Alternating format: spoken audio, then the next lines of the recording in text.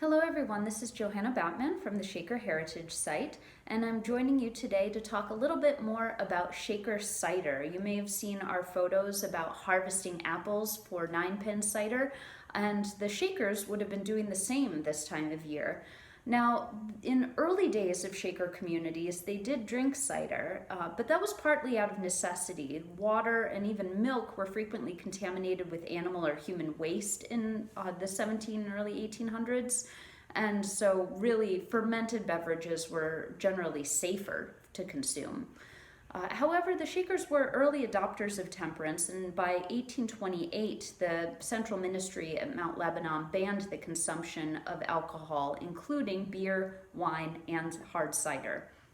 But that did not prevent them from producing cider to sell to the world, and cider mills did continue to be an important feature of Shaker communities, including Watervliet.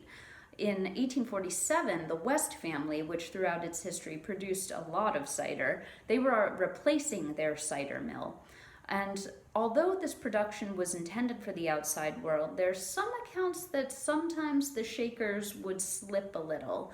And in 1863, Brother Richard Dean from the West family approached the ministry at the church family at Watervliet to complain about disorderly and improper use of cider at their site. This prompted the elders from the church family to travel over to the West family to give them a rather stern lecture, not only about their use of alcohol, but also tobacco among younger members, which was of particular concern as well. Apparently, they resolved these issues to their satisfaction, and it didn't slow down cider production because the following year in 1864, the South family built their own cider mill as well, in addition to the ones in operation at the West family and the North family. And when you think about these cider mills, these were big productions. In the fall, in October, there are accounts in the 1850s and 60s and 70s of purchasing 800 bushels of apples, of harvesting 600 to 700 bushels of apples, sometimes almost in a single day. So this was a really large operation. And this could produce hundreds and hundreds of barrels of cider. In 1872, there were 200 barrels of cider sold in Albany. That same year was actually an unexpected boon to the Shaker cider industry when, unfortunately, this steam cider mill in Albany actually burned down in an accident. And this meant that the Shaker cider mills were the only operation in town suddenly.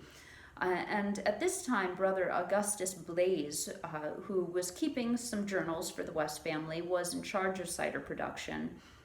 And he reported spending November solely producing cider with 2 other hired men.